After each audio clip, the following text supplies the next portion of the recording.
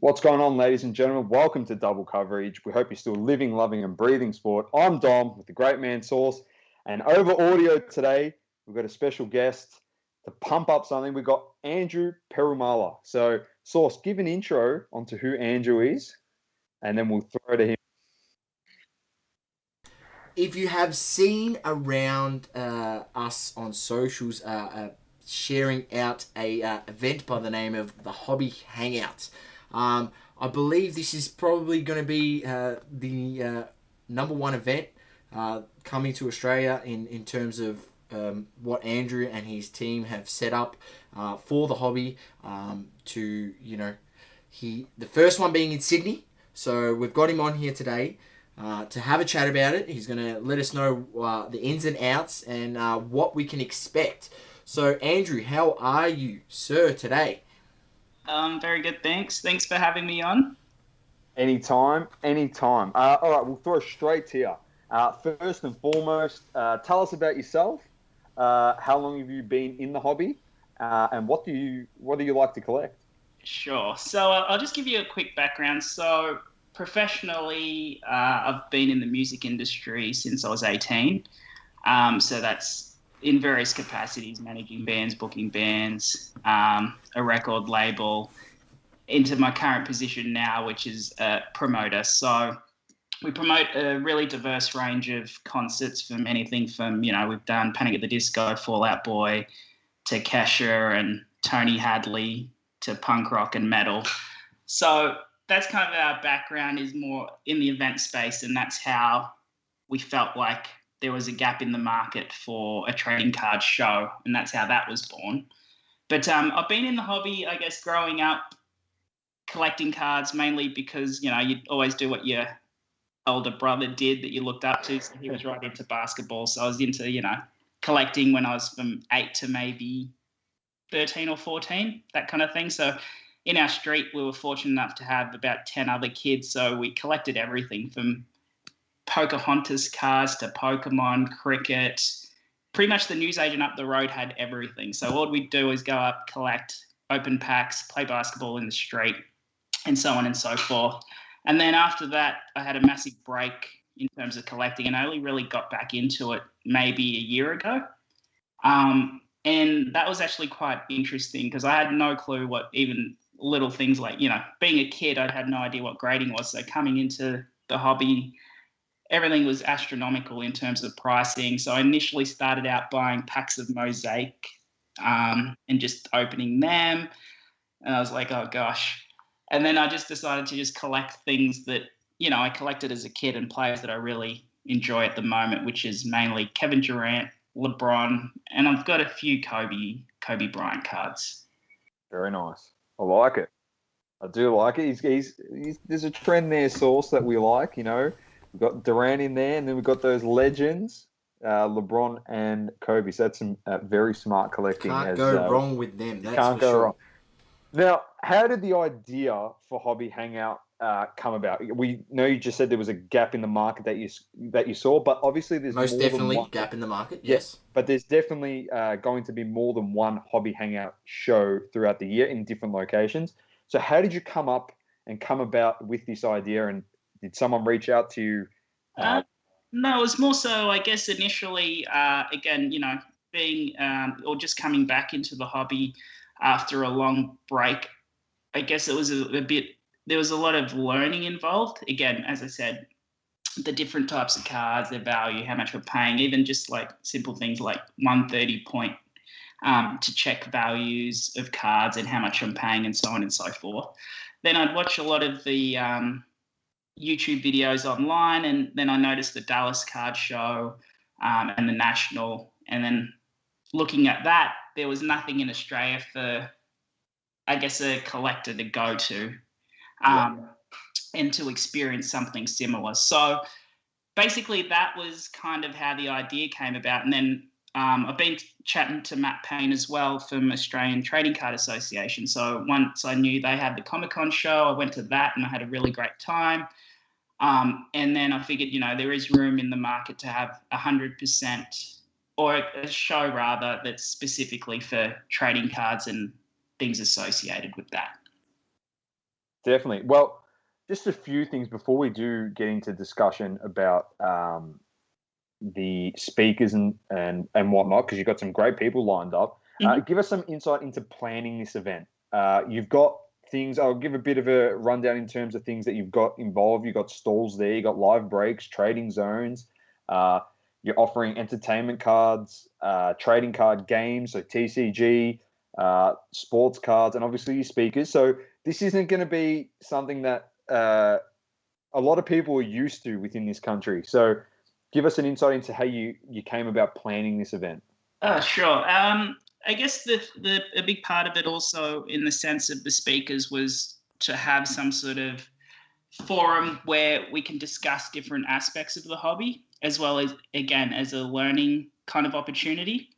So I felt like that was an important part of it, only because we didn't want to just only have stalls. We wanted to also have an additional component to the event for people to come and, learn different things about the hobby. So every speaker, there is going to be an opportunity to have an audience Q&A. And we've tried to keep that billing quite diverse in terms of the speakers that we have.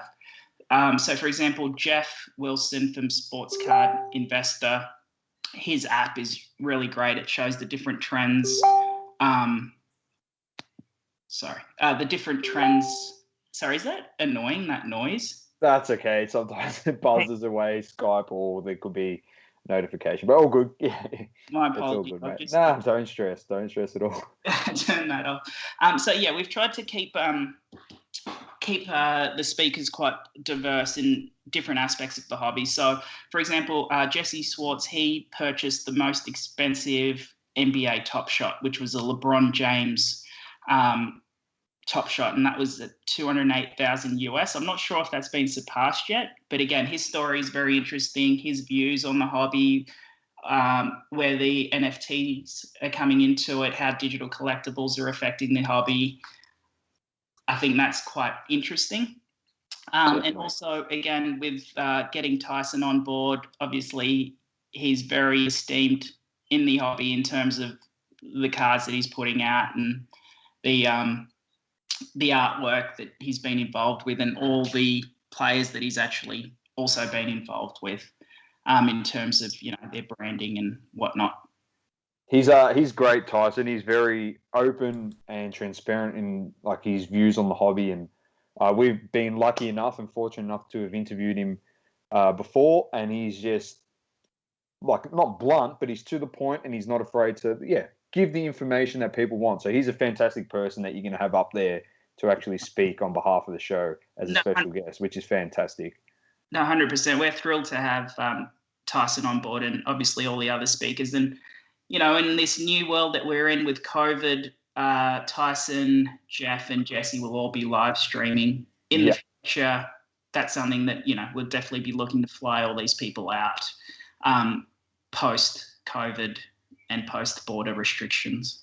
Definitely, 100%. You've got some others, so a few of the other guests, those are some special guests. You've also got Grayson White and Charlie Oxley from Cherry Collectibles, which are a major player in the sports trading card business and trading cards just in general within Australia with their hobby store. But tell us about some of the other guests you've got coming along. And did it all just come about that they DM'd you, or you got in contact with them because you thought they'd be a great fit for the show? Oh, 100%. So in regards to curating the lineup, we approached everyone. So nice. It was interesting in the sense that the idea has been there for quite a while, if you will. But the execution of it, we got it up in pretty much 2 weeks from reaching out to people and to the first announcement. So we felt, again, going back to Cherry, they were really, I've purchased from them in their live breaks. I love all their content they put out. And as you mentioned, they are at the forefront of the hobby within Australia and globally, I'd say. Yeah, they definitely are. Inspiration to a lot of people overseas as well. We had communication with Pool Wax over in Miami. I saw them jump into one of Cherry's live breaks, and I hit them up on their live break after and just said, "Oh, we saw you in there," and he said that Grayson and the team, there was actually an inspiration on how they run their day-to-day life in their store in Miami that they opened up, and they started exactly the same as Grayson themselves in their home, just in front of a computer during COVID. Now they've got their own store, so it actually just shows how big of an impact Cherry does have globally, as you said. So it's fantastic that you got them on board. I love their insights from the Cherry cast, all the content they put up, being a part of their group on Facebook. Definitely. It's a great resource to have. 100%. All like-minded people in one spot is what you want to ask questions. So another thing is the Hobby Hangout, the trading card show. You cover all bases. We're not going there and it's just going to be NBA or it's not going to be AFL. So what are the intentions of the event overall? What's your plan? What's your goal to achieve? No, of course. I guess a big part of it was to, in some capacity, bring the online world to the real world, in the sense of live breaks, discussing or meeting people in trading as you would in just, say, a Facebook group where someone's looking for something and then you say, hey, I've got this, you've got that, to try bring that component into the mix. And again, just to have a really great opportunity to have like-minded people in the one space to network and have a really enjoyable day. If there's a comparison to the music world, I'd say, like, when I was growing up, the Big Day Out was the best music festival, the festival that I'd always look forward to. So I'd go there and I'd see, everything from Blink-182 to Kings of Leon to Hatebreed. So all different genres and bands that I loved. We tried, in the sense, we wanted to cover not just the sporting aspect, but also, again, the trading card game aspect, the entertainment card aspect. So we've got stall holders covering all of those aspects. We didn't want to go too wide either, so we're trying to keep it within that space. But again, this is the first event, so we're always open to feedback, to listening, and obviously making sure that we deliver an A+ event. So that's our goal first and foremost, is to ensure that all the stall holders, all the speakers, and all the patrons that attend have the best experience possible. That's awesome. Fantastic. Can you give us an insight? Is it a surprise, or can you give us an insight into the setup, how it's going to be at the event, or is that down the road? Of course. So we're going to put out some content shortly with the setup, but the venue itself is called Manning House. So it's in Sydney University in Sydney. There's going to be 3 levels. So a big part of it for us that we like is the discovery side of things. So you come into the venue, you can go downstairs, there'll be different stalls, trading zones, and so on. And then there's a middle level, again, with space for stalls. There'll be other little bits and pieces. And then upstairs is where there's the stage, the speakers will be taking place there, and the keynotes and presentations, along with the panel and the Q&A. Awesome. Sounds very, very good. Yeah, and there's other things that we're planning on doing.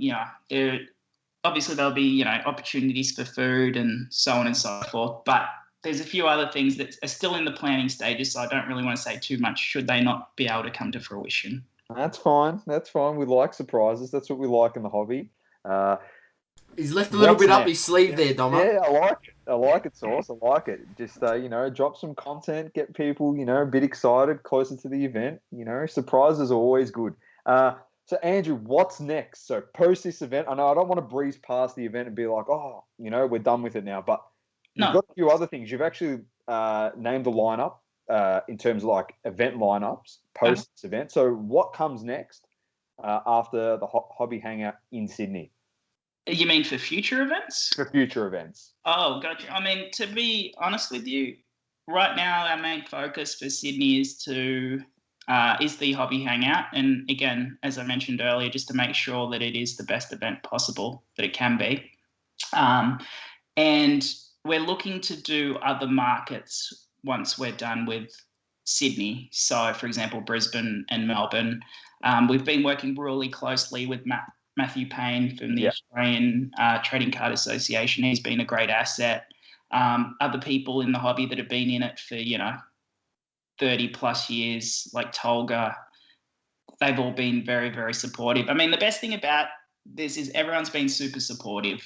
So, I met Tolga at his kebab shop when I first had the idea of the draft artwork, and I said, hey, this is what I'm planning. This is the people that I've approached. This is what it looks like. And he's like, looks great. And I just really appreciate all that feedback, And we're open to listening and, again, taking on what people want. We want to make it inclusive for everyone. Definitely. Completely agree with you. And we love it. We absolutely love it. Anything from yourself, Source? No, I like the sound of Andrew's tone. I like the sound that he's open to feedback and improving, because it's the time is now that we here in Australia deserve a hobby show that is worth going to. Because unfortunately, the one that I've been to and the ones that have preceded these haven't really lived up to what potential a genuinely good hobby show can have.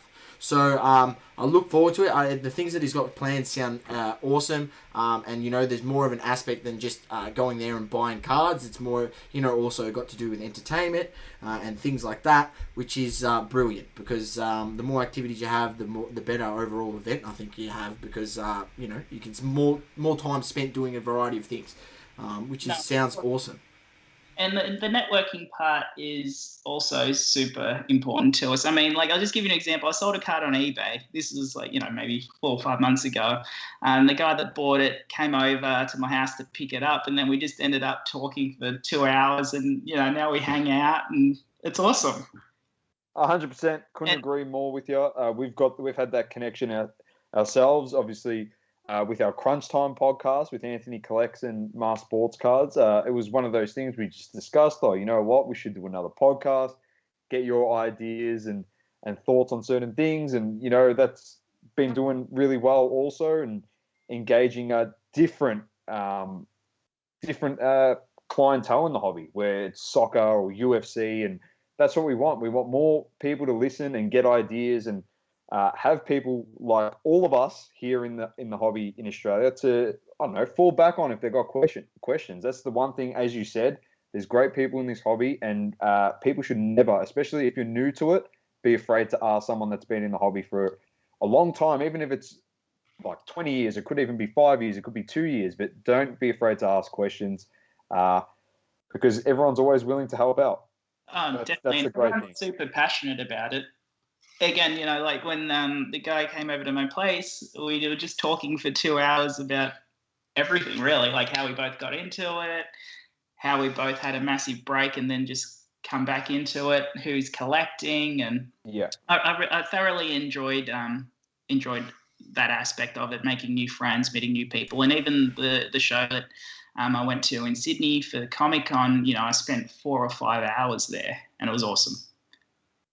It is awesome. Now, can you give us a bit of info on the event before we wrap it up? When is it? Where is it? And where to find tickets and the time of the event? Sure. So it's the Hobby Hangout. It's on Saturday, March 29th of May at Manning House at Sydney University. Outside of the speakers as well, we've got already confirmed, including in the second announcement, will be 30 plus stalls. So there's again, covering all different aspects of trading cards, so from sports to Pokemon to entertainment cards and more. I forgot to mention also the collector's spotlight, which I'm really stoked on and excited about, is so people in the hobby that have, really great collections. So, for example, Dean Lockhart, he's a big Karl Malone collector. So he's coming down and bringing his collection, the Hustle collector, Blair, and his Jordan collection. And we've got a few more that we're going to be announcing, but I think that part of it's really cool as well for people to come and admire their collections and talk to them about it and so on. Definitely. So where can we find the tickets? www.thehobbyhangout.com.au. And awesome. The link will be in the description. Don't you worry about that. 100%. And lastly, the timing of the event. 11 a.m. to 4:30 p.m. Awesome. Sounds very, very nice. And we are all super excited for this event. We're excited for yourself, and we're excited for the future of hobby shows within Australia post the Hobby Hangout. And we know it's going to be a great success, mate. You're very passionate about it. You sound super excited for it. And I know a lot of people in this hobby are super excited for this event. So we wish you all the very, very best. And yeah, we'll definitely keep in touch. So it has been Andrew Perumala from the Hobby Hangout Australia. Thank you once again for joining us. And on behalf of myself and the great man Source, keep living, loving, and breathing all sports. It's double coverage, and peace out. Peace out, ladies and gents. Thank you for tuning in. Please don't forget to leave a review on the Apple Podcasting app. Also, follow us on socials, Instagram, Facebook, Twitter, and TikTok. Talking all sports, double coverage.